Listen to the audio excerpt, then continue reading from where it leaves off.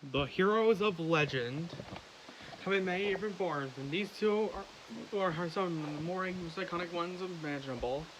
Po Ping,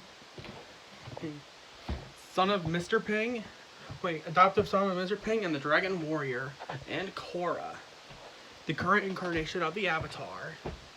In this battle, I will be including Po's abilities from the original Kung Fu Panda trilogy and any abilities from Paws of Destiny, as well as Legends of Awesomeness.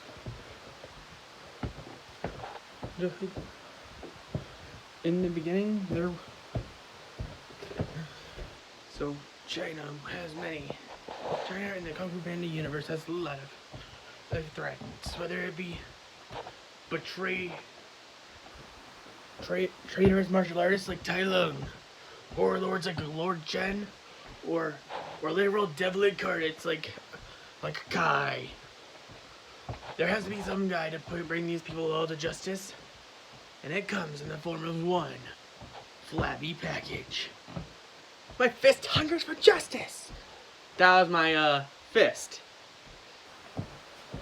Po Ping was the son of one of the greatest panda warriors of all time, who gave him up shortly after his wife died during an invasion by Lord Chen.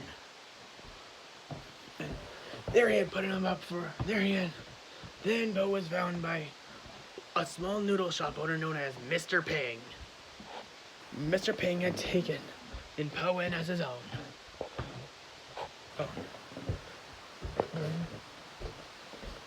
Where he worked at the noodle shop, Po had idolized the Furious Five, a group of some of the greatest kung fu masters in China, consisting of Master Tigress, Master Viper, Master Crane, Master Mantis, and Master Monkey. So Po had ditched his job in attempts to go to the ceremony, where one of them would be crowned the Dragon Warrior. However, just as the great 8 Kung Fu Master Oogway went forward, Po got in the way and was crowned the Dragon Warrior, where he was trained by Master Shifu. Po Ping shows great potential if food is involved. Po has fought on par with people like Tai Lung, whom was supposed to be the original was supposed to be the Dragon Warrior before Oogway decided against it. Po has fought on par with many characters. Has fought on par with the Soul Collector, or Kai, and many other forms of evil. Po has gained many techniques. Most iconic. These include the flittering finger, or her mind flip, which causes people to forget what they were doing. The Mongolian fireball, which can be fired forward and could work as a black hole. The thundering wind clap, which he claps forward. And most impressively of all, the Wuxi finger hold. He learned this all on his own. And this, he just grabs a hold of the finger, puts his pinky while saying skidoosh.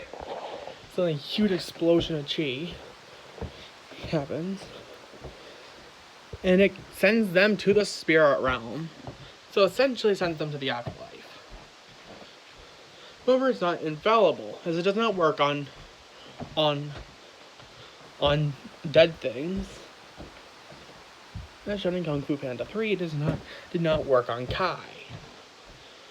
Po is pretty strong. Seeing how he is strong enough to tank attacks from many of see how he once took down several Jade zombies of his friend, took down Jade zombies of all the great kung fu masters of the past.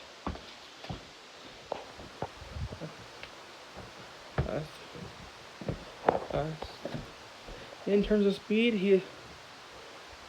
he was capable of reacting to cannonballs using his inner peace. The point where he could reflect the cannonballs back at Lord Chen.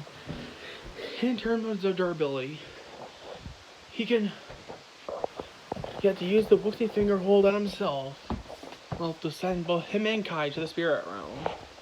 Of course, he had his arms wrapped around Kai, so when he did the Wuxi finger hold on himself.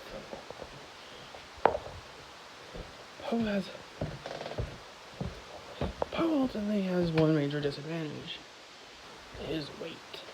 He made him pretty low on stamina. And very early on in his career, he wasn't that great. However, a lot has changed to the point where he's even mentoring his own group of new panda warriors. Word of advice: do not mess with the Dragon Warrior. You know this hold. It looks very old. Can I teach you that? You're bluffing. No, figured it out myself. Skadoosh. Fire, water, earth, air. The 4 nations lived in harmony until the Fire Nation attacked. But you know that story already. We're not talking about Aang. We're talking about his descendant in terms of being the Avatar, Korra. Korra was born in the Southern Water Nation. And where she had developed, where she had to defend for herself. Also in this, she had learned, basically gained three-fourths of the major elemental attacks. That's when she was elemental controls when she was born. Having control of water, fire, and air, with only the earth element remaining. Plus she had things like things like energy bending and blood bending.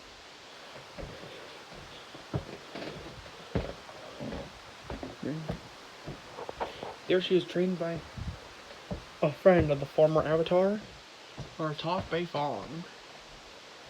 So Korra basically has the basic things which you'd expect for a bender, which is just using the element in your combat applicable situations. In terms of speed, she should be comparable to all the previous avatars, which should include Aang, who had fast enough to react to point blank fire attacks from Prince Zuko. Oh, and the Fire Lord. And during this round, she was strong enough to be comparable to the previous Avatar, Aang, because of the fact that she was proven to be superior to Toph. The same Toph that Aang would have a similar time fighting Toph, who had won several fighting tournaments at the age of 12. In terms of durability, Korra has pretty much again would have to. However, of course, most powerful one is the Avatar state, which she can do when she taps into her true power. But there she gains the past experiences of all the previous avatars.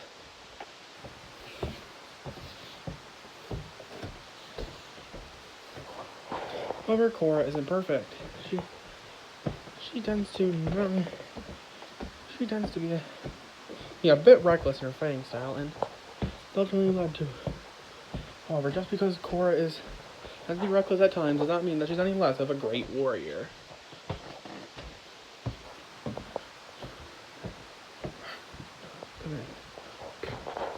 Alright, the combatants are set. Let's see which legendary warrior takes this battle. It's time for a fight. Location: the Valley of Peace from Kung Fu Panda. As Naga, Korra's giant polar bear dog thing, just goes rampant in the Valley of Peace. Furious 5? We're gonna take down that weird polar bear dog thing. Naga! Oh, no. This thing is destroying the Valley of Peace. And I'm gonna take you down for supporting this. No. What funny appears as Korra just starts throwing fire at Poe. Poe taps into his inner peace and grabs the fire and throws it back at Korra. As Poe the body slam. And then Korra punches Poe in the stomach, his Poe. then uppercuts his Korra. As Poe catches his breath from exerting himself a bit too much. 5 more minutes. As Poe's like, ugh. No. Where were we? And she's gone. And then does a thundering wind clap. There's a green projectile that's fired straight at Korra. She uses airbending to send it back. And the technically is a form of air. And then there's another thundering wind clap to catch her off guard.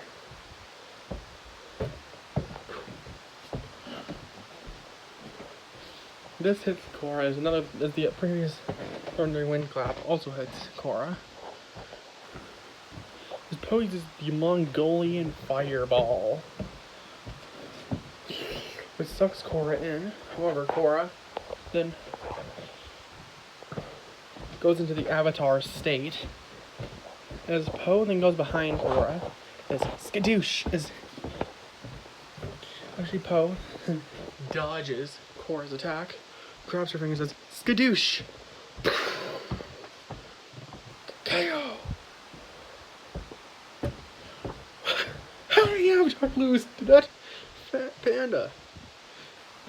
While Korra might have had first some good advantages, as soon as Poe tapped into his true power, that really spelled game over for Korra.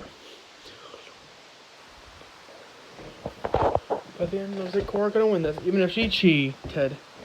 The winner is Poe Pang. Next time on this series.